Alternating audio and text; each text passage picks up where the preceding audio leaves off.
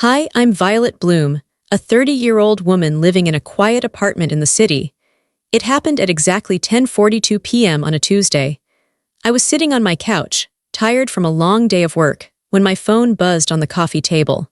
The screen lit up with a notification from my sister, Natalie. I picked it up, expecting a question about the balloons or the catering schedule. Instead, I saw 7 words that stopped my heart. Don't come to Mom's retirement party. I stared at the screen. I didn't blink. I didn't breathe. I thought it was a joke at first, or maybe a mistake. But then, a second notification popped up right underneath it. Dad liked "Don't come to Mom's retirement party." That little thumbs-up icon felt like a slap across the face. It was casual. It was cold. It was final. I sat there in the silence of my living room, freezing cold despite the blanket on my lap. I had spent months planning this party. I had paid for the venue, the food, the flowers. I had done everything to make it perfect for them. And with one text message and one click of a button, I was uninvited from my own hard work. But before I tell you how everything flipped, like and subscribe, drop a comment. Where are you watching from? Hi, I'm Violet Bloom, a 30-year-old. I didn't cry immediately. I just stared at the phone until the screen went black, reflecting my own stunned face back at me. You might think I would scream. You might think I would throw the phone across the room, shattering the glass against the wall, or that I would call them immediately and demand an explanation. A normal person would probably drive over to their house, bang on the door and ask, "What is this? Is this a joke?" But I didn't do any of that. I just sat there. The silence in my apartment was heavy, pressing against my ears like water. My heart was beating a slow, heavy rhythm against my ribs. Thump, thump, thump. But my hands were perfectly still. To understand why I didn't scream, you have to understand my role in the Bloom family. You have to understand the architecture of our house, not the physical bricks and wood, but the emotional structure we lived in. Every family has roles. They are like costumes assigned to us at birth, or maybe they develop slowly over time, stitched together by tiny moments of reinforcement. There's the star, that was Natalie. The golden child. The one whose emotions dictated the weather of the household. If Natalie was happy, the sun was shining. If Natalie was upset, it was a hurricane, and everyone had to board up the windows. Then there were my parents, the audience. They watched the star. They applauded her highs and panicked at her lows. And then there was me, Violet. I wasn't the star. I wasn't the audience. I was the stage manager. I was the crew. I was the backbone. For 30 years, I was the one who made things work. I was the grease in the gears. If something was broken, Violet fixed it. If something cost too much money, Violet paid for it. If feelings were hurt, Violet smoothed them over. I was the one in the black clothes standing in the shadows, making sure the spotlight hit Natalie just right. I sat there on my couch, the "don't come" text burning in my mind, and a memory surfaced. It wasn't a random memory. It was the moment my role had been cemented. I was 16. Natalie was 14. It was a Tuesday night, much like this one. The air in our house was thick with tension. Natalie wanted a dress for the spring formal. It wasn't just any dress. It was a floor-length cerulean blue silk gown from the boutique downtown. It cost $300. My father was sitting at the kitchen table, his head in his hands, staring at a stack of bills. My mother was standing by the sink, wringing a dish towel like she was trying to strangle it. "We can't do it, Nat," my dad said, his voice tired. "The transmission on the van just died. We don't have $300 for a dress you'll wear once." That was the trigger. Natalie didn't just cry, she exploded. She screamed that her life was over. She screamed that she was the only girl in school who looked like trash. She swept a stack of mail off the counter onto the floor. "I hate you," she shrieked, her face turning a blotchy, ugly red. "I hate this house. I hate being poor." She stormed up the stairs, slamming her door so hard the pictures on the hallway wall crooked. My parents didn't discipline her. They didn't tell her to clean up the mail. They just collapsed. My mom started to cry, soft, defeated sobs. My dad looked like he had aged 10 years in 10 seconds. "I don't know what to do," Mom whispered. "She's going to be miserable for weeks." I was standing in the doorway, holding my backpack.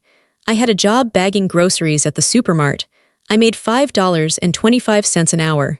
I had been working every weekend for 6 months, saving up for a used Honda Civic so I wouldn't have to take the bus to school senior year. I had exactly $312 stashed in a hollowed-out book in my room. I looked at my mom's tears. I looked at my dad's slumped shoulders. I couldn't stand the misery. I couldn't stand the noise of Natalie's sobbing echoing from upstairs. It felt like the walls were closing in. So I made a choice. I chose peace. I walked upstairs, past Natalie's room where she was wailing, and went to my bookshelf. I took out the money. It was a thick stack of ones and fives, smelling like old paper. I walked to the mall. It took me 40 minutes. I bought the dress. When I came home, I walked into Natalie's room and laid the garment bag on her bed. She sat up, her eyes puffy. She unzipped the bag and the blue silk spilled out. She didn't say thank you. She squealed. She grabbed the dress and ran to the mirror. "Oh my God, Daddy changed his mind," she yelled. I stood in the doorway. "Daddy didn't buy it," I said quietly. "I did." She paused for half a second, looked at me, and then went back to the mirror. "Well, thank God someone did. Does it make my hips look big?" Downstairs, the relief was palpable. My mom made spaghetti that night, her favorite, and the house was warm. The war was over. "You're such a good big sister, Violet," my mom said, piling cheese onto Natalie's plate. "You really saved the day." They didn't ask if I had any money left. They didn't ask about the car I was saving for. They didn't ask why a 16-year-old had to bail out the family finances. They just accepted the peace I bought them. I never got the car. I took the bus for another year. And I learned a dangerous lesson that day. My value comes from my utility. If I fix things, they will love me. If I pay for things, there will be peace. That pattern became my life. When I was 22 and fresh out of college, Dad lost his job at the plant. He was out of work for 6 months. I was working my first corporate job, an entry-level admin assistant role, making barely enough to pay my own rent. I came home for Sunday dinner and saw a red envelope on the counter. The final notice for the electricity bill. My dad was pretending to read the paper, but his hands were shaking. My mom was busy in the garden, hiding. I didn't say a word. I took the bill. I went to the ATM. I deposited half my paycheck into their account. The lights stayed on. Dad never mentioned it. He was too proud. But he stopped shaking. I bought his dignity back, but the cost was my own savings. When Natalie got a DUI in college, I was the one who drove 3 hours at 2:00 a.m. to bail her out. I remember the smell of the police station, stale coffee and floor wax. Natalie was sitting on a metal bench, mascara running down her face, smelling like cheap vodka. When she saw me, she didn't apologize. She rolled her eyes. "Took you long enough," she slurred. "Did you call Mom and Dad?" "No," I said, signing the paperwork. "I didn't want them to worry." "Good," she snapped. "Don't be a snitch." I paid the bail. I drove her home. I found her a lawyer. I paid the retainer. I kept the secret. I became invisible. My reliability made me boring. I was like running water or electricity. You only notice it when it stops working. You don't walk into a room and say, "Thank you, light switch, for turning on." You just expect it to work. If it doesn't, you kick the wall. My family assumed I would always be there. They assumed I had no feelings, no limits, and no need for appreciation. They thought I was a machine designed to dispense solutions and cash. And the machine was planning the biggest party of the year. My mom was retiring after 30 years of teaching 3rd grade. It was a huge deal in our small town. She had been talking about this day for 5 years. She wanted a gala. She wanted elegance. She wanted to show off to the other teachers and the church ladies. "I want to feel like a queen, Violet," she had told me over coffee 3 months ago, her eyes shining. "Just for one night, I want everything to be perfect." "I'll handle it, Mom," I said. It was a reflex. "I'll make it perfect." And I did, or I was doing it. I poured myself into this party. I treated it like a second job. I found the venue, a beautiful botanical garden with a glass ceiling. It cost $3,800 just to rent the space for 4 hours. I paid the deposit from my savings. I hired a caterer who specialized in French cuisine because Mom loves French food. I went to the tasting alone because Natalie was busy with yoga and Mom had a headache. I sat there eating tiny quiches and taking notes on napkins. That was another $2,000 down payment. I booked a jazz trio because Dad hates DJ music. Real instruments, he always said. None of that computer noise. So I found the best trio in the state. I spent weeks, literal weeks, scanning 300 photos from our old family albums. I sat at my dining table every night until midnight, the scanner humming, fixing the colors on the computer. I removed scratches from photos of Mom in the 80s. I removed red-eye from photos of Natalie's birthdays. I created a slideshow set to her favorite songs. I designed the invitations with gold foil. I ordered a floral wall for photos made of real white roses, not the cheap plastic ones. I did all of this. Natalie said she was too overwhelmed with her part-time job at the boutique. Dad said he didn't understand party planning. So it was just me, Violet and her checkbook, Violet and her time, Violet and her effort. And now, 3 weeks before the event I built, the event I paid for, they sent a text. Don't come. They didn't just uninvite me. They uninvited the architect. They uninvited the financier. But they were so used to me being invisible, they forgot that I was the engine. They thought the party was just happening by magic. They thought the flowers grew themselves, and the food appeared out of thin air because they deserved it. They were about to find out that magic isn't real. They were about to find out exactly how much heavy lifting the invisible daughter did. I looked at the text again. Don't come. The letters seemed to swim on the screen. It was so casual, no punctuation at the end, just a command. My thumb hovered over the screen. A million angry responses flooded my brain, hot and frantic. I paid for everything. Are you insane? Do you know how much money I've spent? After I bileted you out, after I paid the electric bill, after I bought the dress, I wanted to type it all out. I wanted to list every sacrifice I had made for 30 years. I wanted to scream through the digital void. But then, a strange feeling washed over me. It wasn't peace. It was colder than that. It was numbness. It was the feeling of a bone finally snapping after being bent for too long. If I argued, they would call me dramatic. Violet is making everything about her again, Natalie would say. If I cried, they would call me sensitive. Oh, Violet, stop being a baby, Dad would say. If I listed everything I paid for, they would call me transactional. You only do nice things so you can hold it over our heads, Mom would say. There was no winning with them. The game was rigged. The only way to win was to stop playing. So I typed one word, cool, I hit send. Then I put the phone down on the coffee table face down. I stood up and walked to my kitchen.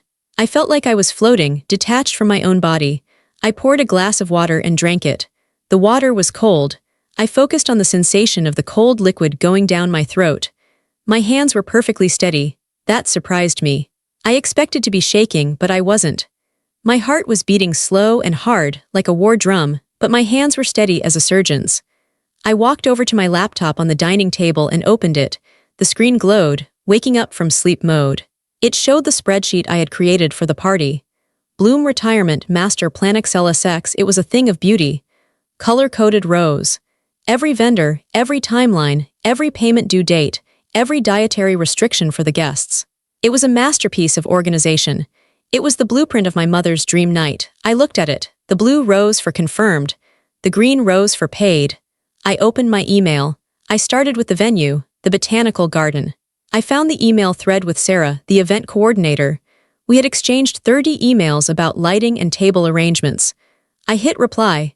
Subject: Cancellation of Bloom Retirement Event, Sept. 24th. Dear Sarah, unfortunately, due to unforeseen family circumstances, we need to cancel the event scheduled for the 24th. I am the contract holder. I understand this forfeits the deposit. Please cancel the reservation immediately and release the date. Sincerely, Violet Bloom. I clicked send. I didn't hesitate. I didn't flinch. Next was the caterer. This one was harder, only because the chef was so nice. But I couldn't pay $2,000 more for a party I was banned from. Subject: Cancellation. Please cancel the catering order for the Bloom party. Do not deliver the food. Keep the down payment. Send. The florist, cancel. The jazz trio, cancel. The bakery making the 3-tiered lemon cake with the raspberry filling, cancel. The printer doing the custom gold foil invitations.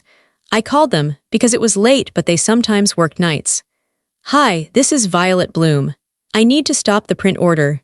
Oh honey, we just set the plates, the woman on the other end said. Are you sure it's a rush fee to stop now? I'm sure, I said. My voice was calm. Stop the presses. Shred whatever you have. I went down the list like an executioner.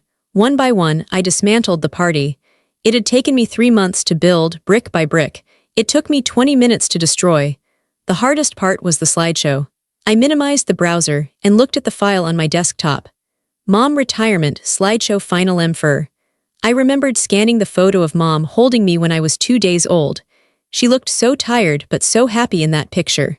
I remembered the photo of us at the beach when I was 7, building a sandcastle. Before Natalie was born, before I became the servant. I hovered the mouse over the file. If I deleted this, it was gone.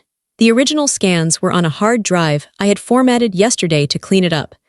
The physical photos were back in their boxes in my attic, disorganized. This video was the only coherent story of her life. I thought about the text, "Don't come." I thought about Dad liking the message. I clicked the file. I dragged it to the trash bin. Then I right-clicked the trash bin, empty trash. "Are you sure you want to permanently delete these items?" the computer asked. I clicked yes. It was gone. I sat back in my chair. The room was quiet.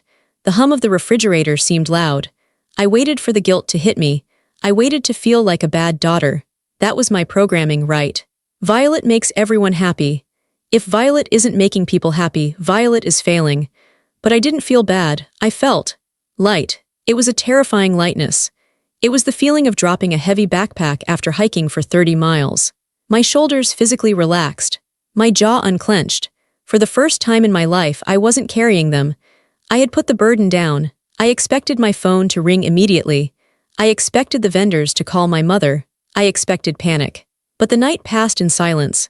The next day passed in silence. I went to work. I sat at my desk. I answered emails. Every time my phone buzzed, I checked it expecting the explosion. But nothing came. They truly didn't know. They were so arrogant, so disconnected from the reality of labor, that they thought the party was a separate entity from me. They thought they could cut off the hand but keep the gift.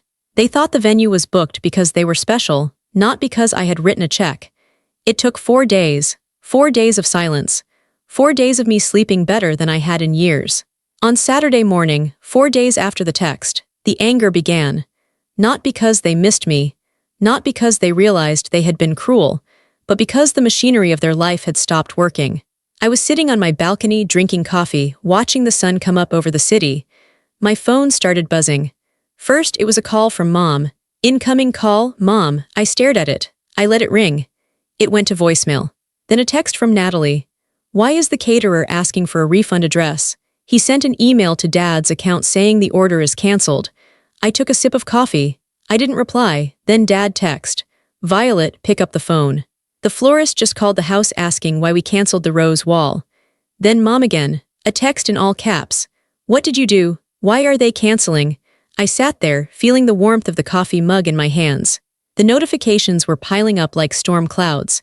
They weren't asking, "Are you okay?" They weren't saying, "We're sorry." They were asking, "Where is our stuff?" They were mad that the servants' quarters were empty.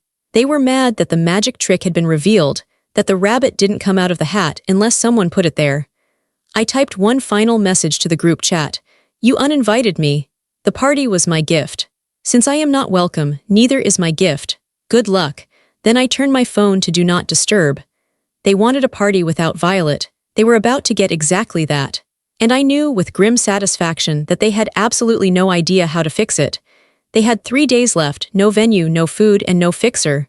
Let them scramble. Let them sweat. I was done. The date of the party finally arrived. It was Saturday, September 24th. The universe has a cruel sense of humor because the weather was absolutely perfect. It was one of those golden autumn evenings where the air is crisp, the sky is a deep, bruising purple, and the breeze is gentle. It would have been magical at the botanical garden. I could picture it clearly, the sunset filtering through the glass ceiling, hitting the white rose wall, making the champagne glasses sparkle. It would have been the kind of night people talk about for years. Instead of being at the party in a silk dress, holding a glass of Chardonnay, I was in my living room wearing flannel pajama pants and an oversized t-shirt with a hole in the shoulder. I was sitting on the floor with Bentley, my golden retriever mix.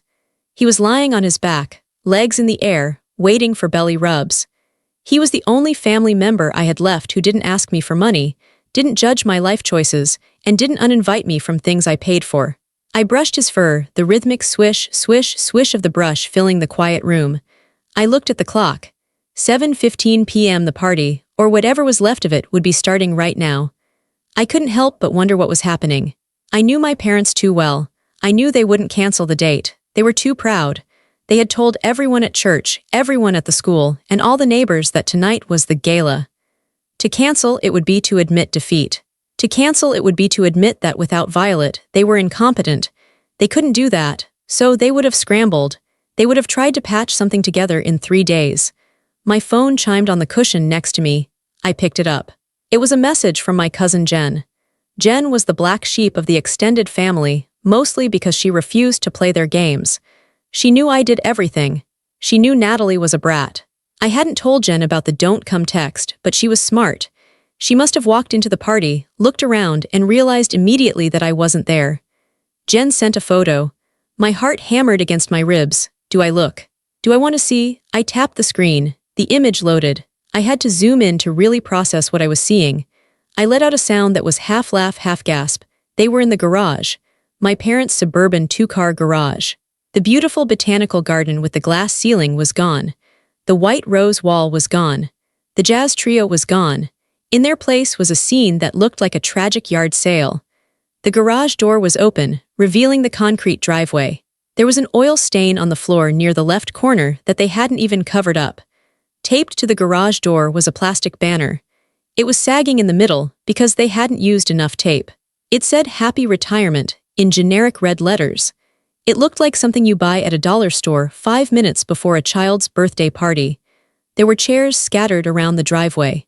Not the gold Chiavari chairs I had rented with the velvet cushions. These were dirty white plastic folding chairs. Some of them didn't match. I recognized a few lawn chairs from the shed mixed in. On a card table near my dad's tool bench, which was still covered in screwdrivers and rags, there were boxes of cupcakes. I zoomed in on the cupcakes. They were in plastic clamshell packaging. I knew exactly which grocery store they came from. They had neon blue frosting that looked chemical and hard. No 3-tiered lemon cake with raspberry filling. Just dry, store-bought cupcakes sitting next to a roll of paper towels. And the guests? The photo showed maybe 20 people standing around awkwardly holding red plastic Solo cups. I had invited 75 people. Half the family hadn't shown up. Maybe they got the cancellation email from the venue and thought the whole thing was off. Maybe they saw the venue change to the garage and decided they were busy. Or maybe, just maybe, they knew something messy was happening and stayed away. But the most painful and satisfying part of the photo was my mother. She was standing in the middle of the driveway, under the harsh fluorescent light of the garage opener. She was wearing the expensive, floor-length silver gown she had bought for the gala. The dress was beautiful. But standing on the oil-stained concrete, next to a tool bench and a plastic banner, she looked ridiculous. The hem of the dress was dragging on the dirty floor. She was smiling at someone off camera, but it wasn't a real smile. I knew her smiles. This was the "I am panicking but I refuse to show it" smile. Her eyes were wide and frantic. Her posture was stiff. She looked embarrassed. She looked like a queen who had lost her castle and was trying to hold court in a shed. And Natalie, I found her in the background of the photo. She wasn't the sparkling princess tonight. She was wearing a dress that was too short, and she was arguing with someone on her phone. Her hair looked messy. She looked sweaty. She wasn't enjoying the party, she was working. For the first time in her life, Natalie was dealing with the logistics. She was realizing that ice melts. She was realizing that guests need napkins. She was realizing that music doesn't just happen, you have to set up the speaker. I stared at the photo for a long time. Part of me, the old Violet, the good daughter Violet, felt a sharp pang of sadness. I wanted my mom to have her nice party. I wanted her to feel special. I hated seeing them look trashy. That old instinct to fix it flared up in my chest like a match. I could order pizzas, I thought. I could call a different bakery. I could drive over there right now with my nice speakers and a playlist. I could save it. I looked at Bentley. He nudged my hand with his wet nose. I looked around my quiet, peaceful apartment. If I went over there, they wouldn't thank me. They wouldn't hug me and say, "Oh, Violet, we were so wrong." No, they would scream at me. They would blame me for the garage. They would say I ruined it on purpose to humiliate them. They would say the oil stain was my fault. They would say the bad cupcakes were my fault. They wouldn't see that they did this. They pressed the button. They sent the text. They chose this. I typed a reply to Jen. "Looks fun." Jen replied instantly with a skull emoji. "It's a disaster. The cupcakes are stale. Aunt Linda is drunk on box wine and loudly asking everyone where you are. Your mom is telling people you had a mental breakdown and couldn't handle the pressure. Natalie looks like she wants to murder someone because she had to go buy ice." I read that again. Mom is telling people you had a mental breakdown. Even in the middle of her garage disaster, she was lying to protect her image. She couldn't admit she uninvited me. She had to make me the broken one. I put the phone down. I let them have their embarrassment. They wanted to cut me out. This was what life looked like without me. It looked like a garage. It tasted like stale cupcakes. It felt like disappointment. I ordered myself a large pepperoni pizza with extra cheese. I opened a bottle of good red wine, the kind I would have brought to the party. I sat on my couch, ate pizza, and watched a comedy movie.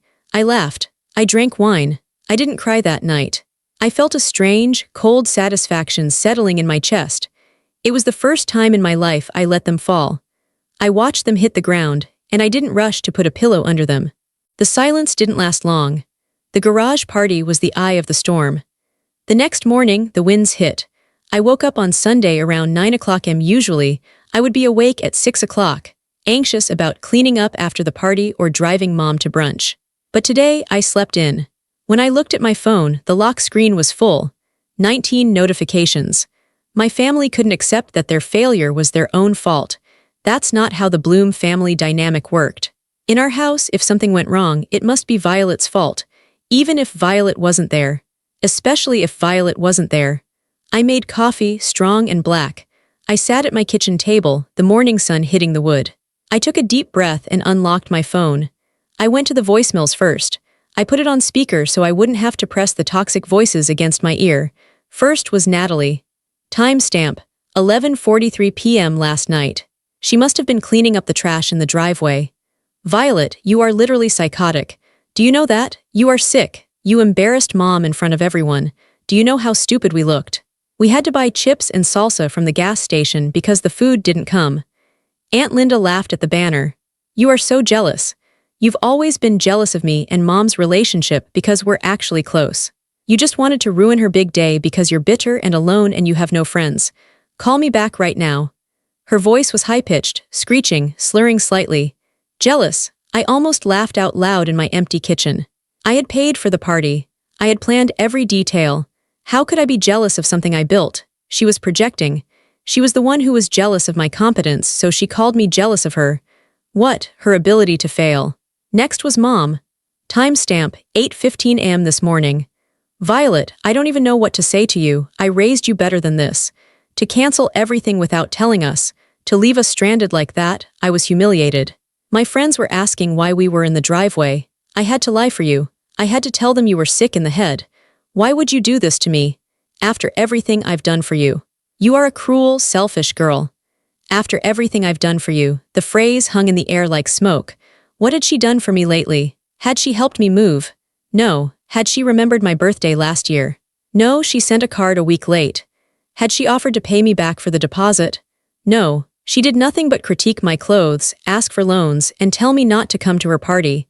Then, the text from Dad. He didn't leave voicemails. He hated talking on the phone. His text was short, received at 8:30 am. Your mother is devastated. She has been crying all morning. I agreed to the text about you not coming for the piece. Natalie was upset that you were taking over everything and acting bossy, and we just wanted a calm night without your drama. You blew this out of proportion.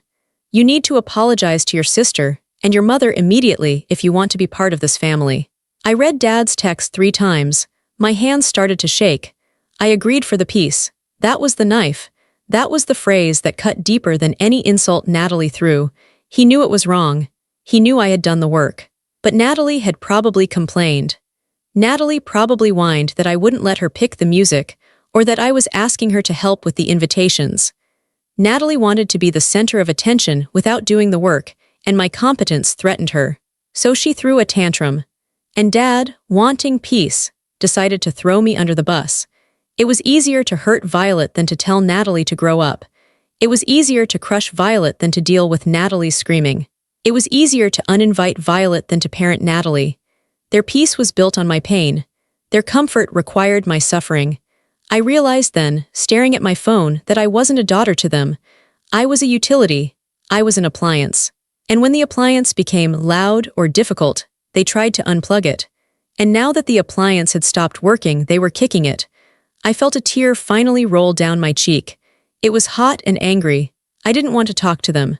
I didn't want to explain that they uninvited me. I didn't want to point out the logic. Logic didn't matter to them. They were rewriting history in real time to make themselves the victims. I picked up my phone. I went to Natalie's contact. Block caller. It felt good. I stared at Mom's contact. My finger hovered. I couldn't do it yet. I wasn't ready to cut the cord completely. I still had that little girl inside me who wanted her mommy to love her. But I couldn't listen to her voice anymore. I typed a message to the family group chat. Mom, Dad, Natalie, even though she wouldn't see it. You told me not to come. Dad liked the message. I respected your wishes.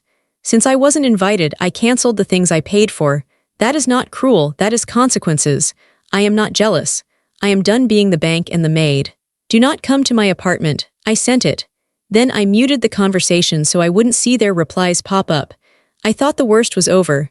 I thought the garage party was the climax. I thought blocking Natalie was the end of the drama. I was so wrong. The garage party wasn't the end, it was just the spark. The real fire was coming and it was going to burn everything down. I spent the next week in a fog. I went to work. I came home, I walked Bentley. Bentley was my rock. When I cried on the floor, he licked the tears off my face. When I couldn't sleep, he laid his heavy head on my legs. He was the only living thing in my world that offered unconditional love. He didn't care about parties or money. He just wanted to be with me. I had a business trip coming up. Just a short one, 2 days in Chicago for a conference. I had booked it months ago. Usually I would ask my parents to watch Bentley. They had a big fenced backyard and Bentley knew them. Even though we were fighting, I figured. It's just the dog, they love the dog. They always made a fuss over him. They wouldn't take their anger out on an animal. It was a practical decision. I didn't trust a kennel and my usual pet sitter was out of town. I texted Mom on Tuesday, I have a trip for work. Wedfry, can you watch Bentley? I'll drop him off and stay in the car. We don't have to talk, I just need him to be safe. She replied an hour later. Fine, drop him off at 8. She didn't say love you. She didn't say okay honey, just fine. I thought it was a truce. I thought, at least we can agree on the dog. I dropped Bentley off on Wednesday morning. I pulled into the driveway, the same driveway that had hosted the disaster party. The banner was gone, but the oil stain was still there. I kissed Bentley's nose. Be a good boy, I whispered into his soft fur. I love you, I'll be back Friday. He wagged his tail, happy to be visiting Grandma. He hopped out of the car and trotted to the door. Mom opened the front door. She was wearing a bathrobe. She stood there, arms crossed, not looking at me. She looked at the dog, then opened the screen door. She took the leash from my hand without touching my skin. She didn't say hello. She didn't look me in the eye.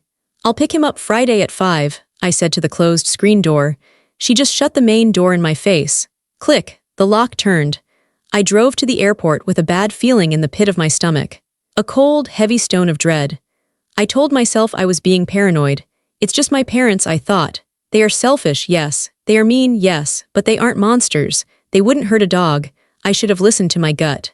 I should have turned the car around, kicked down the door, and taken him back. Because when I came back on Friday, the world I knew didn't just crack. It shattered into a million pieces, and there was no glue in the world that could fix it. The flight back from Chicago was turbulent. The plane shook and dipped, the seatbelt sign dinging constantly. Usually, I'm a nervous flyer, clutching the armrests until my knuckles turn white. But this time, I didn't care about the turbulence. My mind was entirely on Bentley. That stone of dread in my stomach had grown into a boulder. I hadn't received a single picture of him while I was gone. Usually, Mom would send at least one blurry photo of him sleeping on the rug with the caption, "Lazy boy." But this time, silence. I landed at 4:30 p.m. I rushed to my car in the long-term parking lot. I didn't even stop for coffee. I drove straight to my parents' house. The house looked normal, the lawn was mowed. The curtains were drawn. It looked like the home of a respectable retired couple. It looked like a lie. I pulled into the driveway. My heart was pounding. I got out of the car, I didn't even knock. I had a key, the key I used when I came over to fix their Wi-Fi or water their plants or deliver their groceries. I unlocked the door and pushed it open. Mom, Dad. I'm here for Bentley, I called out. My voice sounded thin in the hallway. The house was quiet. Too quiet. Usually, Bentley would hear the key in the lock and come thundering down the hallway, his claws clicking on the hardwood, his tail thumping against the walls. Silence, I walked into the living room. My mom was sitting in her armchair, reading a magazine. My dad was watching the news with the volume low. Natalie was there too. She was sitting on the sofa, scrolling on her phone. They looked up when I walked in. They didn't smile. They didn't look happy to see me. They looked smug. There was a weird energy in the room, like static electricity before a lightning strike. "Where's Bentley?" I asked. I didn't waste time with pleasantries. My mom closed her magazine slowly. She placed it on the side table, lining up the edges perfectly. She looked at me with a calm, cold expression. "He's not here," she said. "Did you take him for a walk?" I asked, looking around for his leash.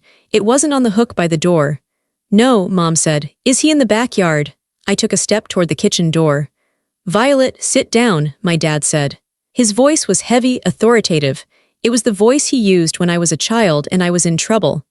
"I don't want to sit down," I said. My panic was rising, a hot tide in my throat. "Where is my dog?" Natalie looked up from her phone. She smirked. It was a tiny, fleeting thing, but I saw it. She looked bored.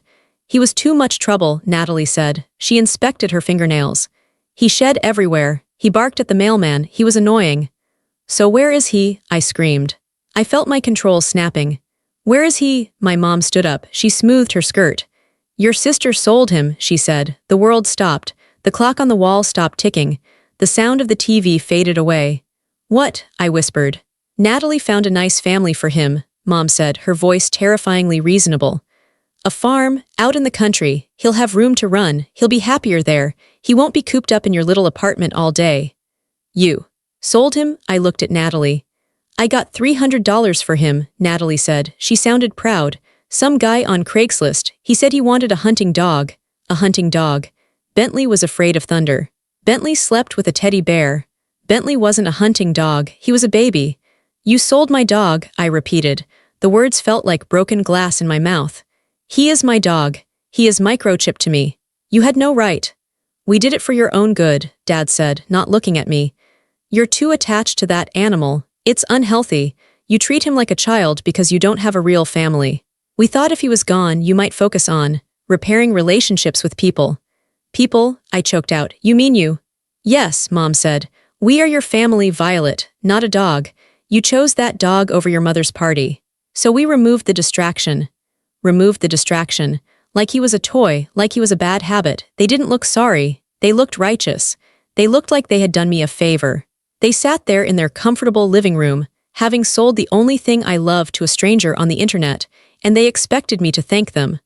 Something inside me died in that moment. The good daughter died. The Violet who wanted peace died. The Violet who kept secrets and bailaid them out and paid their bills. She took her last breath and vanished. And in her place, something else woke up. Something cold. Something silent. Something lethal. I didn't scream. Screaming is for people who think they can be heard. I knew now that they couldn't hear me. They never had. I looked at Natalie. She was still smirking, waiting for me to cry. She wanted the drama. She wanted the tears. I walked over to the mantelpiece. There was a collection of framed photos there. Photos of Natalie winning a beauty pageant. Photos of Natalie graduating. Photos of Mom and Dad on vacation. There were no photos of me. I picked up the photo of Natalie in her crown. It was heavy crystal. "What are you doing?" Mom asked, her voice sharp. I didn't answer. I dropped it. Crash. The sound was incredibly loud in the quiet room. The glass shattered. The frame broke. "Violet," Dad yelled, standing up. I walked to the next one. A photo of the perfect family at Christmas without me because I was taking the picture. I swept my arm across the mantel. Crash, smash, clatter. 5 frames hit the floor. Glass flew everywhere. "Stop it," Natalie shrieked. She jumped up from the couch. "Mom, make her stop." I turned to the coffee table. There was a vase of flowers there, flowers I had sent them for Mother's Day. I picked up the vase. I poured the water onto the expensive Persian rug. Then I dropped the vase onto the hardwood floor. It exploded into ceramic shards. "Have you lost your mind?" Mom screamed. She was clutching her chest. "Call the police, Frank." "She's crazy." I kept moving. I moved with a terrifying calm. I wasn't running. I wasn't flailing. I was methodical. I walked to the display cabinet where Mom kept her precious Hummel figurines, the ones she dusted every week, the ones she loved more than she loved me. I opened the glass door. "Don't you dare," Mom whispered. I picked up a porcelain boy with an umbrella. I looked at her. "You sold my dog," I said. I dropped the figurine. It shattered into dust. I picked up a shepherdess. Drop, smash. I picked up a duck. Drop, smash. "Frank, do something." Mom was sobbing now. "My collection." Dad tried to grab my arm. "Violet, stop this right now." I spun around and looked at him. My eyes must have looked dead because he recoiled. He let go of my arm like it was burning hot. You wanted peace, I said to him. This is what happens when you break the peacekeeper. I walked past him to the hallway closet. I knew Natalie kept her expensive coats in there, the leather jacket I had bought her for her birthday, the winter coat she begged for. I opened the closet. I took out the leather jacket. I walked to the kitchen. I opened the drawer where the scissors were. No, Natalie screamed. She tried to run at me, but the floor was covered in glass and water. She slipped and fell hard on her hip. I took the scissors. Snip. I cut the sleeve off the jacket. Snip. I cut the collar. I threw the ruined leather onto the pile of broken glass.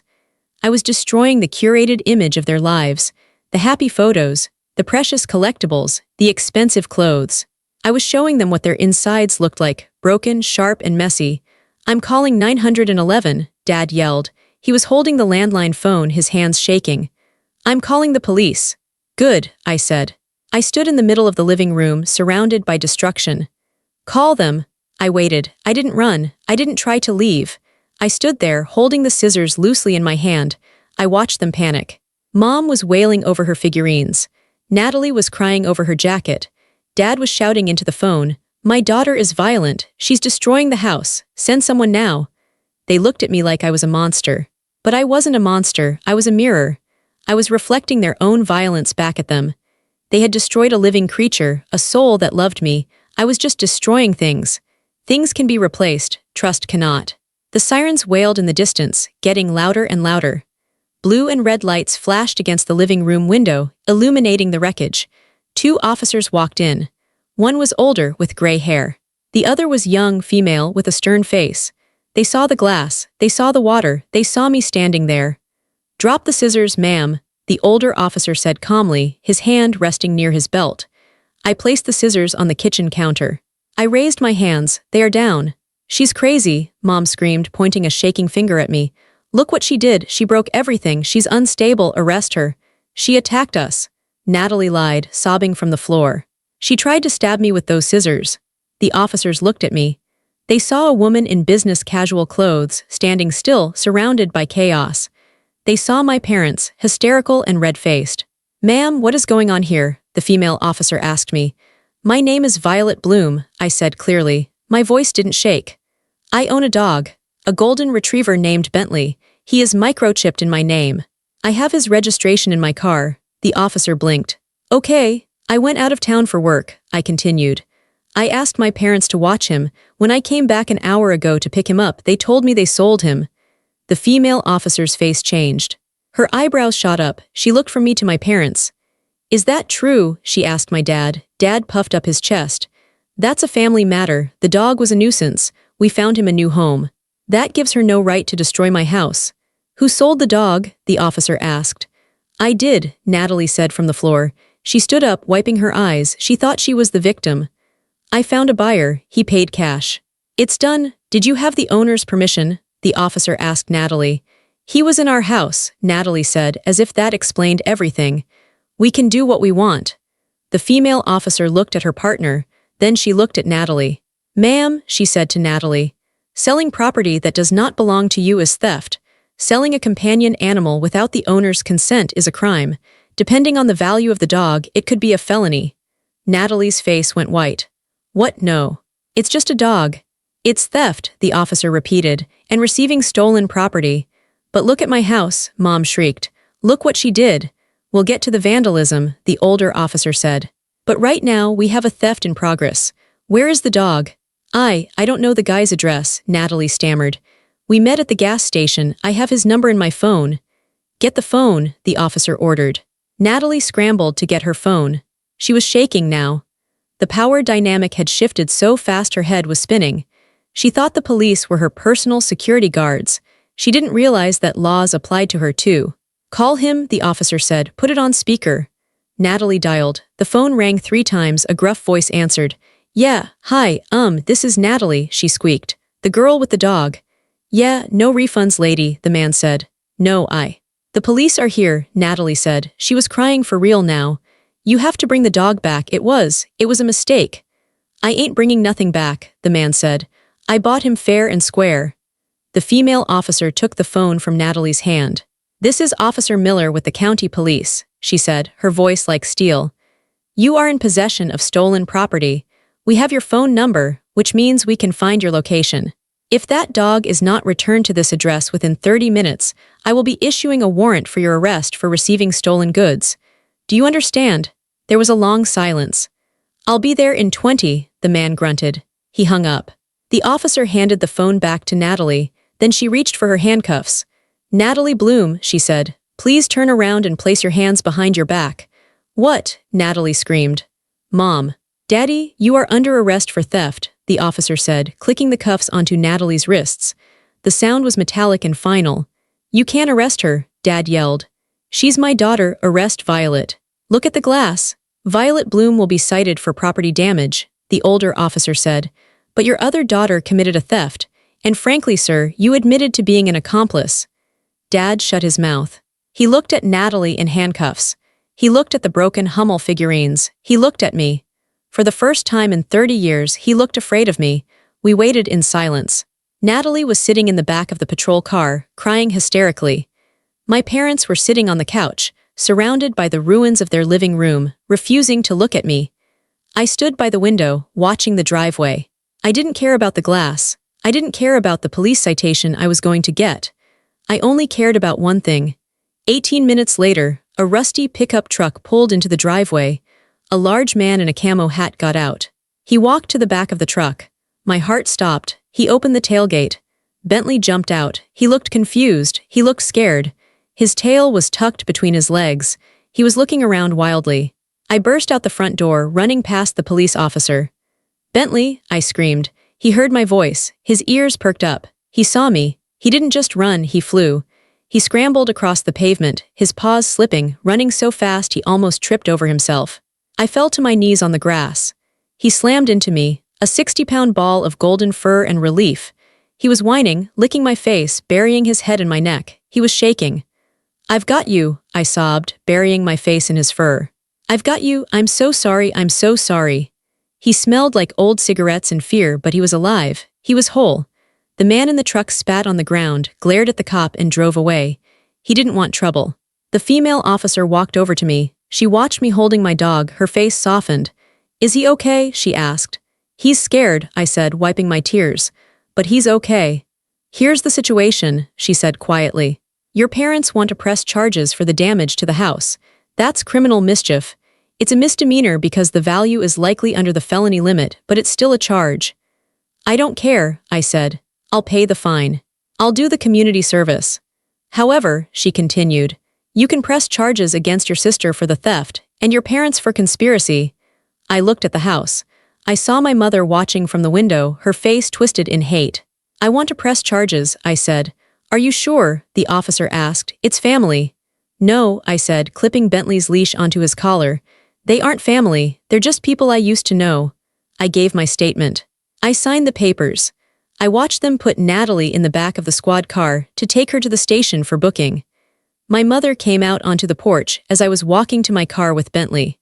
"If you do this," she hissed, her voice venomous, "you are dead to us. Don't ever call us. Don't ever come back. I will remove you from the will. I will tell everyone what you did." I opened the car door and let Bentley hop in. He curled up on the back seat immediately, exhausted. I turned to my mother. "You already took everything that mattered," I said. "You took my time, you took my money, you took my love, you tried to take my dog. You have nothing left that I want. You will die alone," she screamed as I got in the driver's seat. "Better alone than with you," I said. I started the engine. I backed out of the driveway. I drove past the police car where my sister was weeping. I drove past the house where I grew up. I didn't look back in the rearview mirror, not even once. It has been 6 months. My apartment is quiet. It's a Friday night. Bentley is sleeping at the foot of my bed. He twitches sometimes in his sleep, dreaming of chasing squirrels. Whenever he wakes up scared, I'm right there to pet him until he falls back asleep. He's happy again. His tail never stops wagging. I plead no contest to the vandalism charge. The judge, after hearing the story about the dog, gave me the minimum sentence, a $500 fine and 6 months of probation. He looked at me over his glasses and said, "I understand the provocation, Miss Bloom, but next time just call us first." Natalie got probation too, but she now has a theft record. She lost her job at the boutique because they don't trust employees who steal. I haven't spoken to my parents. They tried to reach out once, a month ago. A letter arrived in the mail, no return address. I opened it. It was a bill. A handwritten list from my mother of every item I broke, with inflated prices next to them.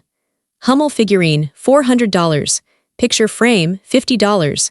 The total was $5,000. At the bottom she wrote, "Pay this and we can discuss forgiveness." I laughed, a genuine, belly-shaking laugh. I took the letter to the kitchen sink. I lit a match. I watched it burn until it was just ash in the drain. Then I turned on the water and washed it away. I changed my locks the day after the incident. I changed my phone number. I blocked them on social media. I told my boss that if anyone from the Bloom family calls, they are to be blocked. My life is different now. I have money in my savings account because I'm not bailing anyone out. I have free time on weekends because I'm not planning parties or running errands for ungrateful people. I have peace. It's not the fake peace my father wanted, the peace that comes from silencing the victim. It's real peace. The peace of an empty room, the peace of a quiet phone. I realized I didn't lose a family. You can't lose something you never really had. I was never a daughter to them. I was an employee. I was a resource. And when the resource fought back, they tried to destroy it. I stepped away from people who never wanted my whole self, only my usefulness. I looked at Bentley. He opened one eye, thumped his tail once, and went back to sleep. I walked to the window and looked out at the city lights. I was alone, yes, but I wasn't lonely. I felt full. I felt strong. I whispered to the glass, to the city, to the universe. They drew the line years ago. I finally stopped crossing it. If you've ever felt like the invisible backbone of your family, or if you've ever had to walk away to save yourself, let me know in the comments. Like, subscribe, and tell me where you're watching from. I read every single comment.